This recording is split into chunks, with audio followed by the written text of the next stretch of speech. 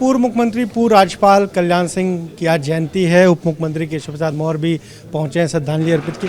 Sir, Kalyan Singh ji की जयंती, बहुत बड़े नेता रहे बीजेपी के कहीं ना कहीं, और जिस तरीके से राम मंदिर के लिए उन्होंने कुर्सी तक त्याग दी थी, हर कोई याद कर रहा है।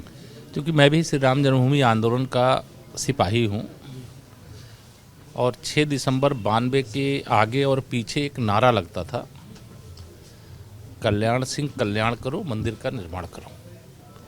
वो नारा आज बाबूजी की जयंती पर स्वाभाविक तौर से मुझे स्मरण हो आया और यह देख करके अत्यधिक खुशी है कि माननीय प्रधानमंत्री श्री नरेंद्र मोदी जी के प्रयास से बाबूजी ने जिसके लिए कहा कि मैं एक नहीं 1000 मुख्यमंत्री की कुर्सियां रामलला के लिए समर्पित कर सकता हूं, आज रामलला का भव्य मंदिर निर्माण हो रहा है। और बाबूजी एक सच्चे राम भक्त, सच्चे राष्ट्र भक्त और एक ऐसे राजनीतिक कार्यकर्ता थे जिनका संपूर्ण जीवन समाज सेवा के लिए कार्य करने वालों के लिए एक आदर्श है। और मुझे बाबूजी पर गर्व है। वो शरीर के साथ जरूर इस लोक से चले गए हैं, लेकिन हमारी मान्यता के अनुसार वह देवलोक पे हैं और देवलोक से वह परिवार में राजू भैया हैं, हमारे संदीप जी हैं और हम सब जितने भी बाबूजी के अनुयायी हैं, बाबूजी के प्रति आदर सम्मान श्रद्धा रखते हैं, सबको बाबूजी का आदर्श आशीर्वाद प्राप्त है।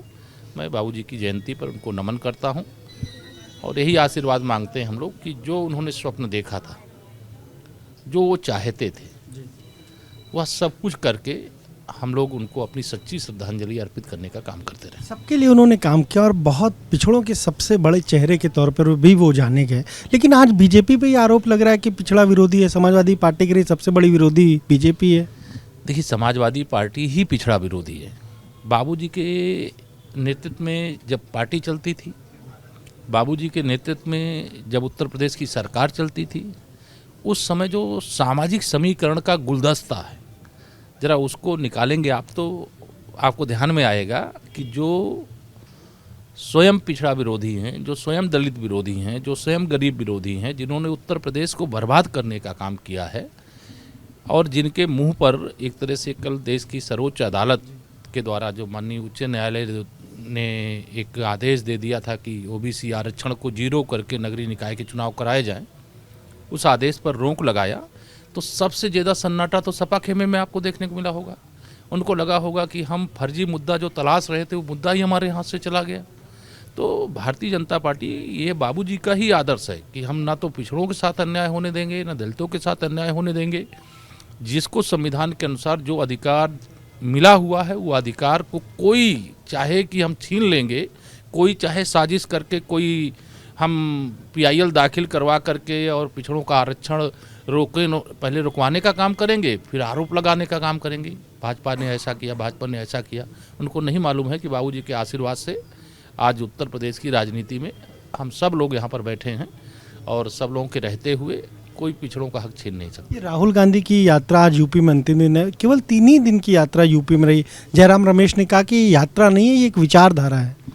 अब देखिए, श्री राहुल गांधी जी लंबी यात्रा कर चुके हैं और उनकी लंबी यात्रा में 3 दिन उत्तर प्रदेश जहां पर 80 सीटें हैं वहां पर मिला है, तो लोग तो आकलन करेंगे, चाहे पत्रकार के नाते आप करें और चाहे प्रदेशवासी के नाते 25 करोड़ उत्तर प्रदेश की जनता करें कि अगर उत्तर प्रदेश की आबादी 25 करोड़ है तो 3 दिन क्यों। या तो श्री राहुल गांधी जी से ज़रूर लोग सवाल करेंगे, कांग्रेस से सवाल करेंगे, लेकिन जो भारत जोड़ो यात्रा नाम दिए हुए हैं, ये ज़रूर मैंने कहा है कि इसे भारत जोड़ो यात्रा की जगह श्री राहुल गांधी जी को देश से माफ़ी मांगो यात्रा निकालनी चाहिए थी। वो माफ़ी मांगने की जगह जोड़ने की बात कर रहे हैं। तोड़ने का काम उनके पुरखों ने किया।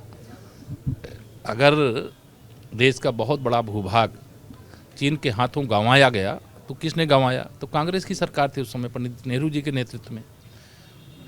जहां संयुक्त राष्ट्र सुरक्षा परिषद में हम अस्थायी सीट के लिए जूझ रहे हैं, वो भारत को मिली हुई सीट चीन को सौंप देने का काम किसने किया? कांग्रेस ने किया।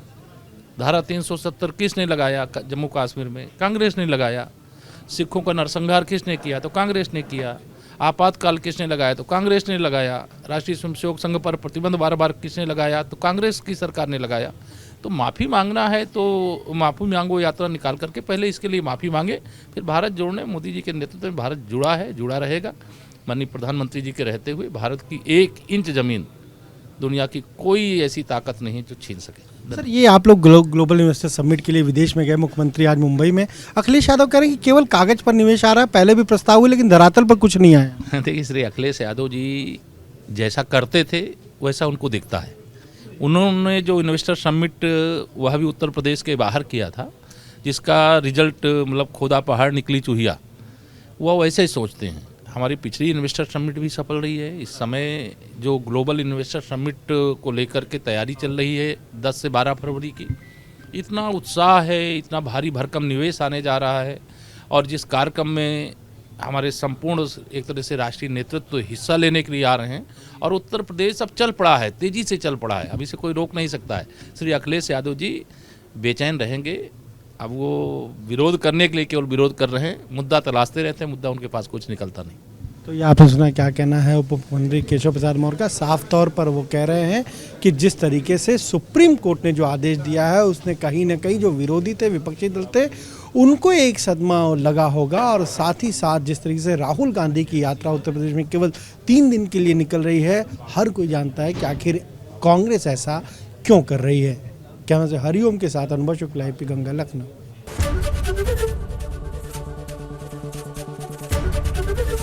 ABP गंगा, खबर आपकी, जुबान आपकी।